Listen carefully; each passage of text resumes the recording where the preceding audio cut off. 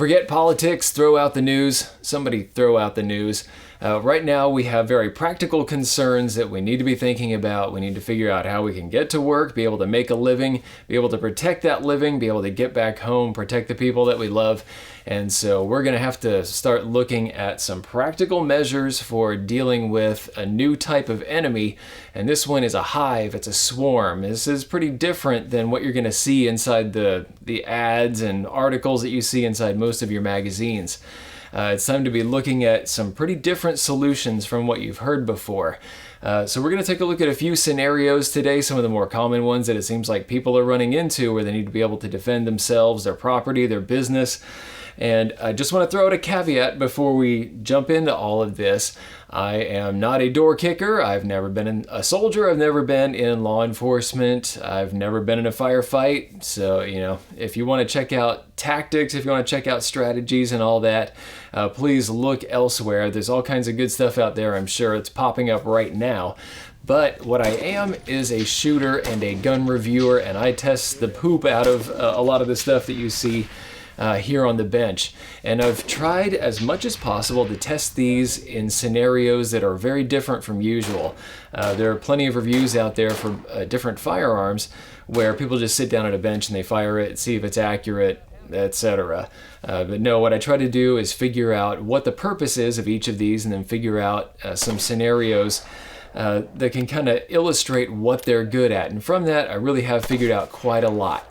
Let's dive in. Scenario number one is the most dire. This is the one that we really want to avoid as much as possible, and that's close contact where you have a whole bunch of people around you, you have no cover. This is one that, if I can recommend one tactic, it's just not to get into this one. Just don't be in close contact with a whole bunch of folks. Avoid the crowds if possible. But I think we need to prepare for it anyway, because sometimes the fight comes to you instead of you to it. And what we need to do first is start throwing some things out. And this is the first one right here, the revolver. The revolver is very powerful, it's very accurate, and it is not the right tool for the job at this point. I've heard some other people saying this as well. In my own testing, where I've tried to use these against, kind of multiple assailant sort of targets in a bunch of different situations where, I'm on the move and have a bunch of strange obstacles to work around and things. This is very accurate, it works well, but it is much, much slower than you're going to get from a semi-automatic pistol. And it's also going to be very rounds limited. So you're looking at, right here, this is a 7-shot 357 Magnum revolver. Like I say, very powerful. Maybe you could get through a couple assailants if you line them up nicely. But this one, it's going to be very slow to reload, and you're going to have some kind of speed loaders on you. No. If this is all that you have in your area, maybe you're in one of these cities that ironically, or shall we say naturally, that has banned all this stuff and is one of the more problem areas, then maybe that's all you're stuck with. But if you can, get yourself a semi-auto. So one of the other things that I want to throw out is the sort of thing that you see inside the ads or the articles in your favorite gunning magazine, which is, it's the idea of you in the dark alley and there's one assailant in front of you and, he's got a knife or something.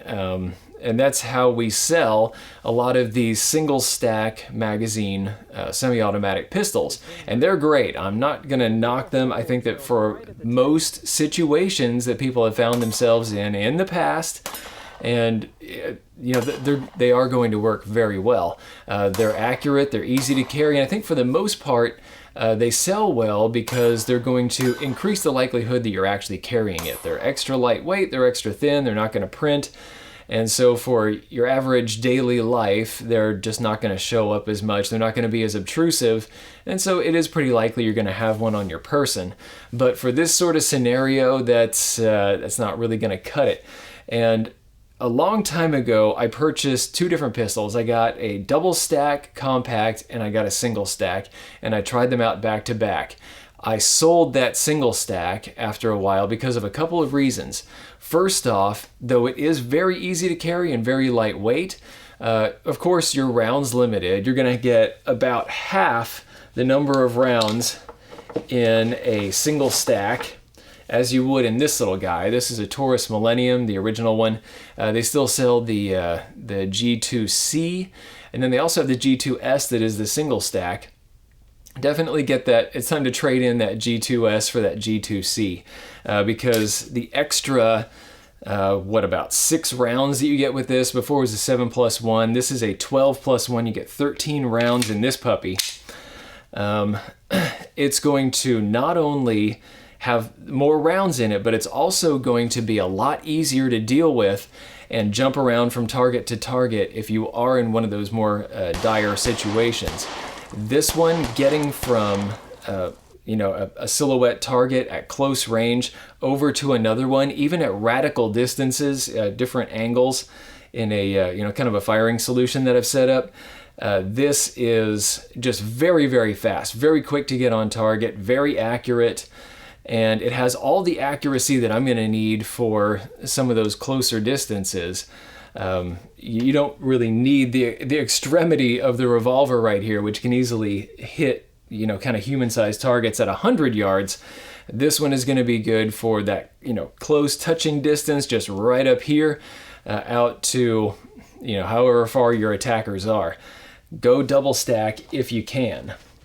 And this right here will fit very neatly into a pocket. I've got it in a massive holster right here, but I usually carry this just right here in my front pocket. It's really, I have just a little pocket holster I put in here. It doesn't really show up very well. It doesn't print as well as you might think. And I can always have a second magazine, so a total of about 25 rounds that I can have on my person, and it's not going to show up as well. So I can be one of those that's a little bit more invisible out there and not, be one of those guys like, hey, he's got a gun on his hip.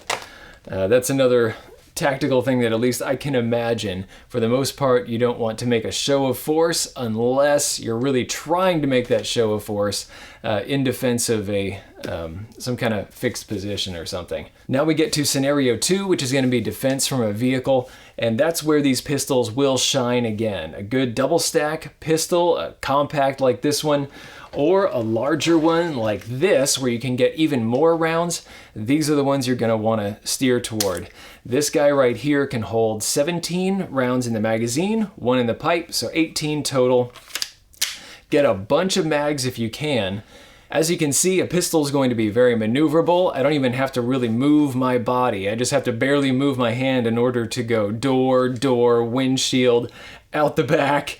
It's going to be very easy to move around within a vehicle and actually outside. So if I want to be able to get this out a window, it's not going to be knocking against anything. And this will have plenty of punch for what I'm dealing with.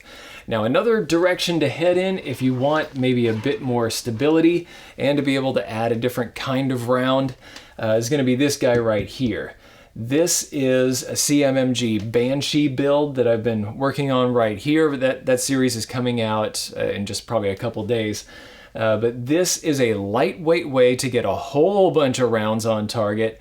So with this pistol right here, we're having 17+1. With this particular chambering that I have right here, this is 5.7 by 28, I can actually have 40 rounds in this magazine, so I can be able to deal with a whole lot of threat and to do it in a pretty compact package. Now, they certainly can get smaller than this.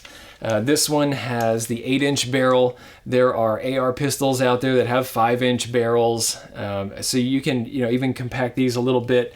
You can get braces back here that are actually a little bit smaller as well. There's a micro CQB rip brace that can come on the CMMG, or that you can, kind of purchase for yourself and slap on your own AR pistol. And that's going to make everything smaller overall, a little bit more compact to, tuck behind a seat. But if you ever do think that you're going to be in a very tricky situation and you want to be able to get yourself out with more stability, more accuracy, then this one is going to just take things up a notch. Now you can see that, of course, this is not as maneuverable. It is heavier. It's not as quick to swing. But there is something really special about this. It will very precisely hit targets at very close range to kind of medium range, just standing offhand from any position very, very precisely, very quickly. This is one that in my own testing is actually kind of difficult to miss with, especially if you have a red dot sight on top. It's as easy as breathing. Pistols can be a little bit more difficult. This one is very easy to get on target. But this one I think is really going to shine in scenario number 3, which is going to be defense of the house. If you just want to be able to protect your own, kind of local property and your family, this little guy is going to be just magic.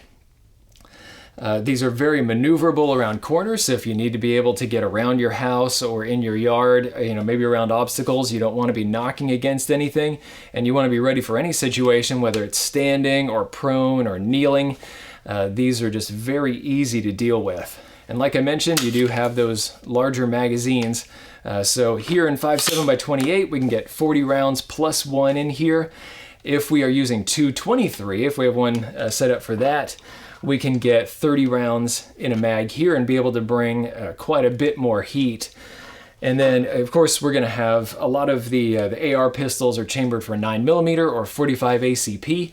And in 9mm, if you use those Glock mags or maybe the Colt mags, you can get 30 rounds, 33 rounds. So you can go a long time without having to swap magazines out. And of course, the cool thing about an AR is when it comes time to swap those mags, very simple to do. You just, pop it out, slam the next one in, and if you have a bunch of those sitting around, then yeah, you're going to be a force to be reckoned with. These AR pistols are really cool, and you can get these chambered for a whole bunch of things. We'll talk about cartridges here in a second. But it's probably more common that if you need to go rush out and get yourself something for defense of the home or defense of your business, the one you're probably going to find most commonly is going to be something like this. This is an AR-15 carbine. You can see that it takes the size up quite a bit. Now you're going to be able to kind of collapse things to make it fit a little bit better in storage. But this is going to be a very stable platform overall. This one is going to have a 16.25 inch barrel. You're going to probably get out to about 18 inches, and that's about the max that I'm going to recommend. Try to stick with something that's on the shorter side for all of the scenarios we're going to talk about, because we're actually getting into number 4 right now, which is going to be defensive business. This is going to be great for defensive home. Lots of people have used these successfully because they can handle a lot of rounds. This one right here can take, well, this is actually for 350 Legend, but if this were a 223, you of course have the very standard 30 round magazines in 223. You're going to have some of the drum magazines if you want to get into that, or maybe the Surefire mag that can hold 60. You can sure get a lot of firepower in one of these. And it's going to be a really stable and accurate platform with the bullets leaving the muzzle a good deal faster than they can out of a pistol like this. Personally, I don't think that speed really matters. It will increase the lethality some, but I think for the most part, we're looking for a way to just get as many rounds on target as we can. Maybe 1 per target, 2 per target, and this I think is going to be just a good, easy option to find on your local shelves. Go to your sporting goods stores, go to your local gun stores, and if you're in a state or a city that has permitted you to have things like this, which I think is just ridiculous, because right now everybody's starting to realize the value of something like this, especially in areas that have restricted their use. But if you at least have the ability in your area, you're probably going to find one of these pretty easily, as long as they haven't, just evaporated, sold out. Now, Biden is whispering in my ear, telling me to buy a shotgun. So I have one right here. This is a Mossberg. I think this is an 835, 935, I can't remember, but this is a big old 12 gauge. This can handle 3.5-inch shells, so this can really bring some heat. Buckshot is going to be very effective, and slugs are going to be very effective. However, I'm going to steer you more toward one of these carbines or pistols if you can get one. Just because of, first off, you are rounds limited. Yes, this does have a tube mag, and you can stack up, I think, 5 decent size shells in here. But the big deal is that it's very slow to reload.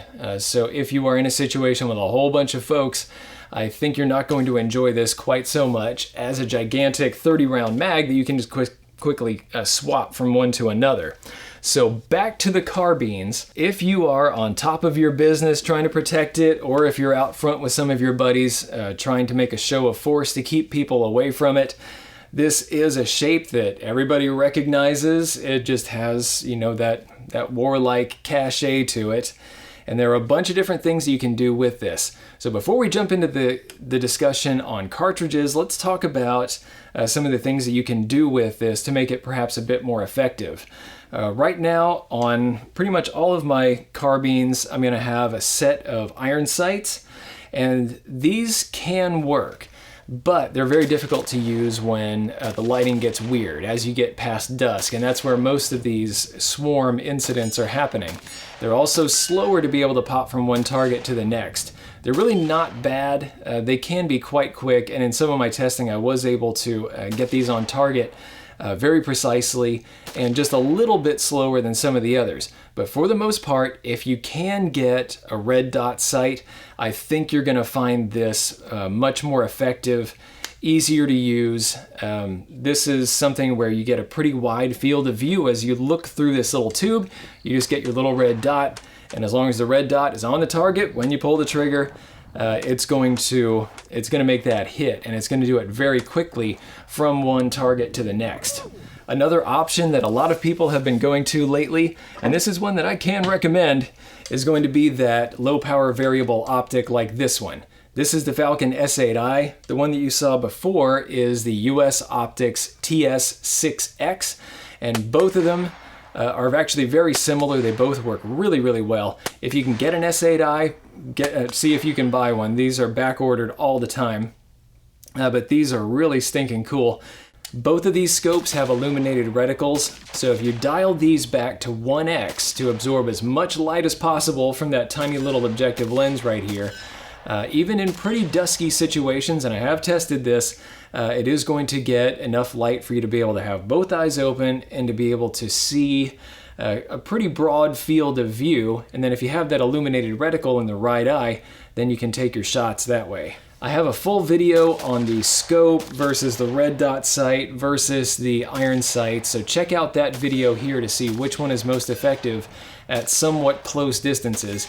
In that test, I had targets of differing sizes at differing distances, and I had to very quickly get from one to the next and see how many seconds it would take to get through all of those. So we're talking about targets as close as, I think, about 15 yards, and in general you're going to be a lot closer than that, I would imagine, but 15 yards out to 50, and it was really interesting to see which one was a little bit better at what. So you can see my notes in that video there. Other accessories that you might think about include some kind of light for up here. So this right here is a light laser combo. Green lasers are really, really cool for being able to get on target, as we tested in a night shoot down below. I wanted to see if I was wearing a gas mask and if I was, out at night in, a little bit difficult situation, if I had one of these attached to a pistol or a rifle, what it would be like. Now, we're really only able to test pistols, but the green laser and light combo works really well. Do keep in mind that the light on here, if you use the flashlight part of it, it is going to give away your position because you're flashing a light at them. So yeah, this might not be the perfect setup. You might want to just switch it over to laser if you're using it for that and use ambient light. But there may be times when you want to use that flashlight as well. Just be judicious with how you use it. Now, attaching it to a modern firearm like this one with M-LOK, you do have to probably attach some kind of rail to it, so check out the GroveTech video that I did. You might need an adapter like this one to be able to slap it on the side right up here. And GroveTech makes very high quality rail sections and sling attachments that you see right here. And those are going to be available at Amazon. I'll put links to everything down below if you see something and you want to be able to check it out a little bit more closely. This is the hardware that I rely on in actually dangerous shoots.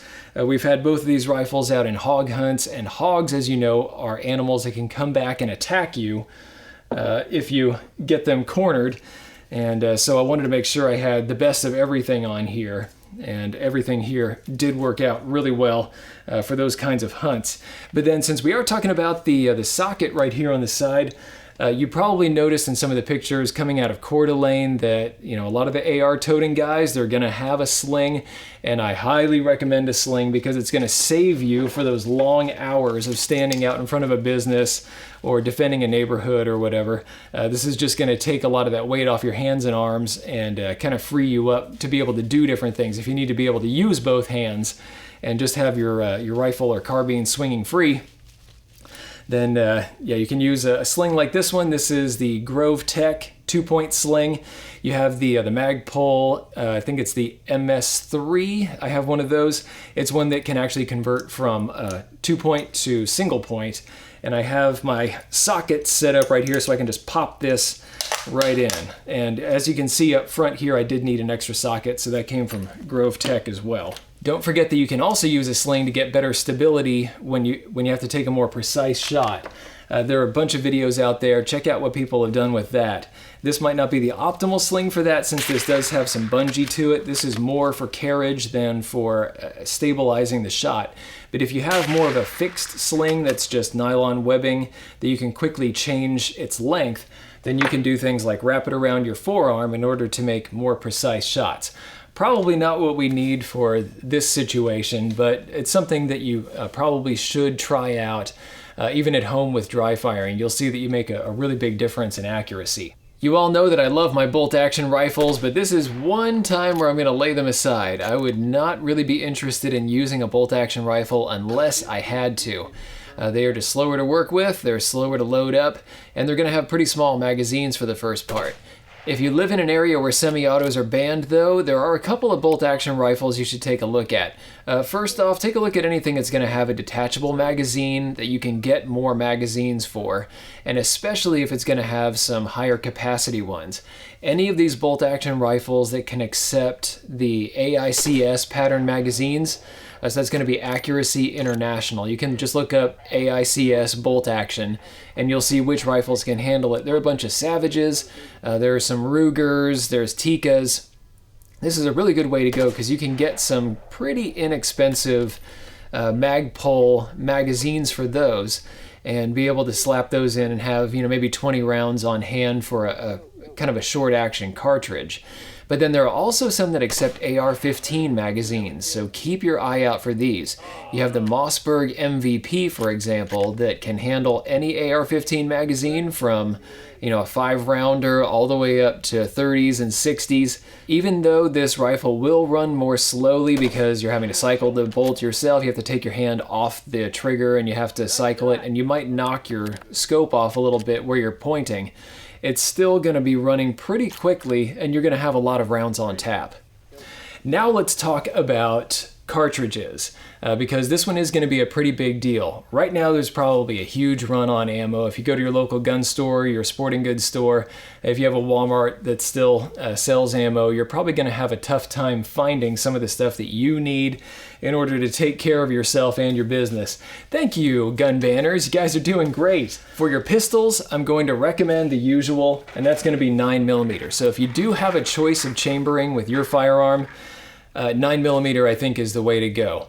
We're not looking at some kind of massive man stopper. Of course, we do want to be able to drop our target with one hit.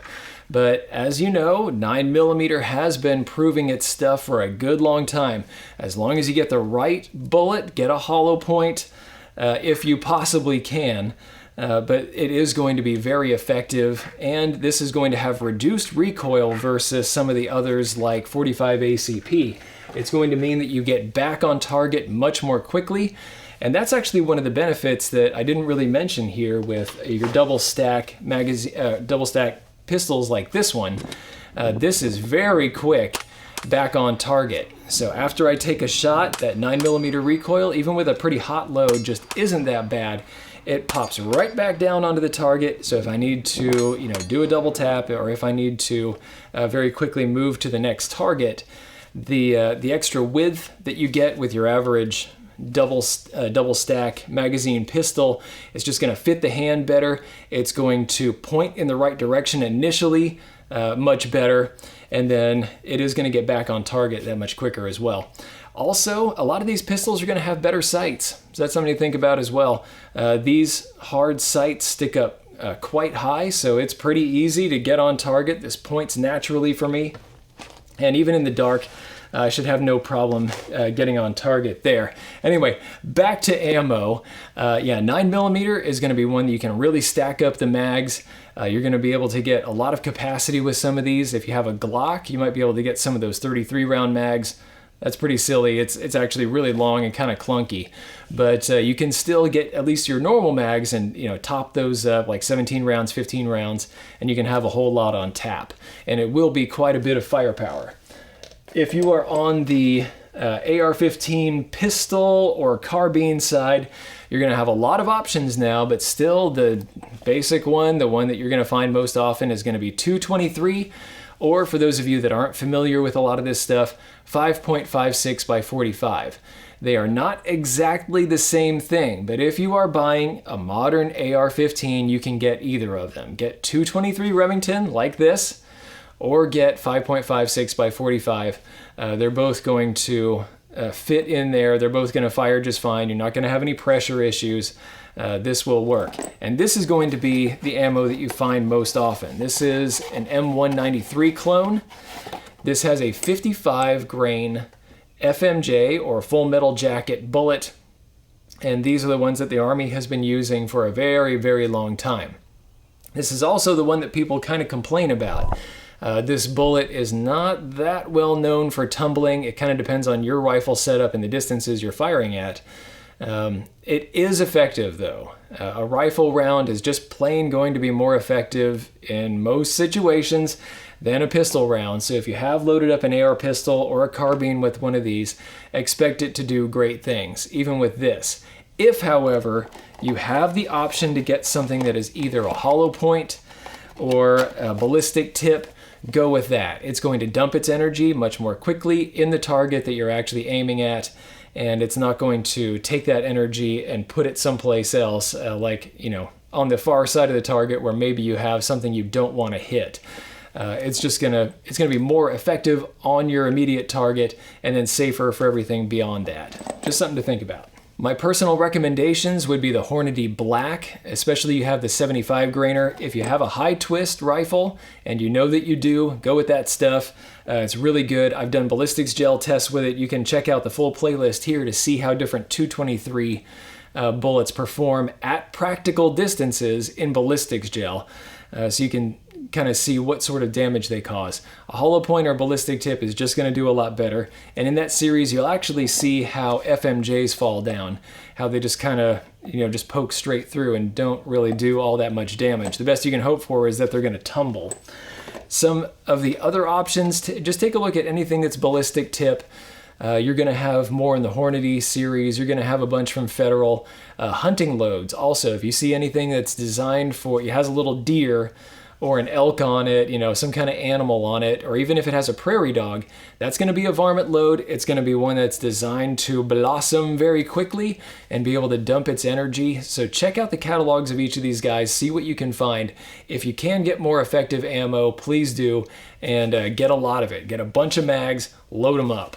On the 9mm side, do the same thing. See if you can find yourself some hollow points, some defensive ammo instead of the usual FMJs. Those really just do kind of poke a hole straight through the target. If that's all you got, okay, fine. It's probably going to work. I'm not going to enjoy having a hole poked all the way through me. Defensive ammo is very expensive. You're talking about probably double the price for half the round count at least, because they have to go through all kinds of special quality checks to make sure that every little thing is exactly as it should be. And you can actually get a lot of the same effects if you can find some hollow points that are not necessarily designed specifically for defense. You have a lot of these tiny little boxes that say defensive loads. And yes, they're going to be very effective, but you can probably get a lot of the same effect from some of these bulk boxes that just happen to be hollow points. If you find those, I think those are going to be like gold right now, because if you can get a whole bunch of those, load up your mags, you're going to be golden. The AR pistol that you see behind me is actually not chambered for 223 like I mentioned. This is 5.7 by 28. And this little guy right here, I think is going to be a bit of a controversial one, whether it's actually all that effective or not. Soon it will be, once we get the Speer gold dot loads for this, and maybe we get some other companies on board that are making true defensive loads for 5.7x28. It's going to work well, but if you do have the option of 5.7x28, there are some good things about it. You can get pretty good terminal performance with the SS197 that you see right here. This has a Hornady varmint bullet in here. It has a ballistic tip, so it's going to expand very rapidly. This is not one that's going to carry very far inside your target, so you're not going to get collateral damage on the other side. This one might be kind of limited on what it can do, and actually a 9mm might be better at providing the energy, even though this is kind of technically a rifle slash pistol sort of round. But I think that this still would work, so this is one to be thinking about. Another one might be the FN. This is the SS198LF. And this is one that is kind of designed for a pretty good terminal effect, and it'll punch through body armor. That's not going to be necessary in this case, but one to think about there. But 5.7 is kind of interesting for a couple of reasons. First off, you're going to have reduced flash, so you're not going to get a great big bloom in front of you when you're shooting at night. It's not going to blind you, and it's not going to give away your position quite as easily. It's also not going to be nearly as loud if you do have a shorty like this one.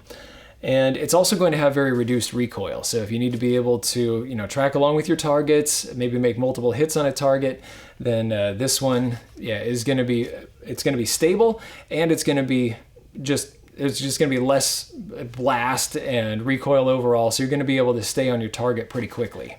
Now we're going to talk about one of the controversial items that you might have on your ARs if the AR wasn't controversial enough. That's going to be a suppressor up top here. And this is one of the most stupid things that we have a controversy about. Everybody's afraid because of Hollywood that people are going to be using these to snipe their next door neighbors or something. They're going to be getting away with all kinds of crap. But what this preserves your hearing so that if you are in a firefight, you can continue to hear what's going on around you. And it's also going to kind of mask that muzzle flash. And it is going to kind of mask your position a little bit, but it is not what people think it is. It's not a silencer. Check out my full playlist so that you can see some of the sound tests that we've done to show what different things actually sound like 6.5 Creedmoor, 223, what these sound like at distance when you're firing them. This is still a loud rifle. It's still going to be, kind of above that pain threshold and above the damage threshold, but it's just going to kind of tamp it down some so that it makes it easier to work with. We have actually seen people in the photos from Coeur d'Alene, Idaho, and other places where these guys are patrolling the streets. It's just normal citizens like you and me, and they have these attached. Beware in your area. This may cause bigger problems than the rifle itself. Just watch out. If you think that might be an issue, take a look at linear compensators. These are ways to not... It actually kind of does the opposite on the other side. So people are definitely going to hear the boom, which might be a good thing if you are defending your business or your home. People can tell, okay, there's something big going on over here, and let us flee the area. But it will kind of get the sound going forward away from you so it doesn't blow out your own ears as much as, say, a muzzle brake like this one or one of the usual flash hiders. Stay safe out there, guys. Do what you can to protect yourself, protect your family, protect the ones around you, and watch out for your community too, if your local police is going to allow you to do that. I know this is going to be probably a controversy after all this blows over, people protecting things that aren't theirs. I think this is the most ridiculous controversy in the world, that we would be protecting our local businesses, when it's not necessarily our business. But we have a lot of weak-minded and weak-willed, amoral people out there that are willing to take everything from you if you decide to protect somebody else. Watch out, but do be thinking about others as well. There may be some opportunity where you can step in and help somebody out. I know that's not, don't take what I say as legal advice, but just keep it in mind. There's more than just us out there. Thanks to everybody that makes strange videos like these possible. We have a bunch of interesting tests coming up, like with this AR pistol. So if you want to see how these can actually function at different distances, make sure that you like, share, subscribe, and hit that notification bell down below. We have a lot of stuff coming out. We're going to be testing all kinds of new rounds. And, some of these I've filmed before all this mess, so they're going to be a little bit more, there's going to be more levity to them. And they're going to seem a little bit more carefree, but hopefully we'll be able to get back to that before too long. This too shall pass. But thank you to patrons of Destructive Arts for making videos and tests like these possible. They buy a lot of the ammo that you see back here. If anybody else wants to chip in $1 or $2 a month to keep videos like these coming, I'll put a link to Patreon. And don't forget, I also have links to products down below in the description. So if you want to get a close view on anything that you see here on the table, I'll try to put links down there. Thank you to patrons Sportsman's Guide and Stan and Mary at the 330 at Lapua Magnum level. We have Joseph Davis, we have Peter and Mr. No Name at the 300 Win Mag level, and we have just a gob of other folks that are helping to get a lot of these tests out there by providing $1 or $2 a month. Thanks a lot, you guys. See you all around, stay safe. Thanks for watching. If you liked this video, be sure to like, share, and most importantly, subscribe. Even if you didn't like this particular content, go ahead and subscribe. There's probably something coming that's more up your alley. Check out this playlist right here. This is going to have videos in a similar vein to what you just watched. These 2 videos we cherry-picked for you. And finally, The Social Regressive is on Patreon. So you can become a patron of the Destructive Arts and earn some goodies while helping us to provide high-quality videos just by kicking us a few bucks a month. Thanks a bunch for your patronage.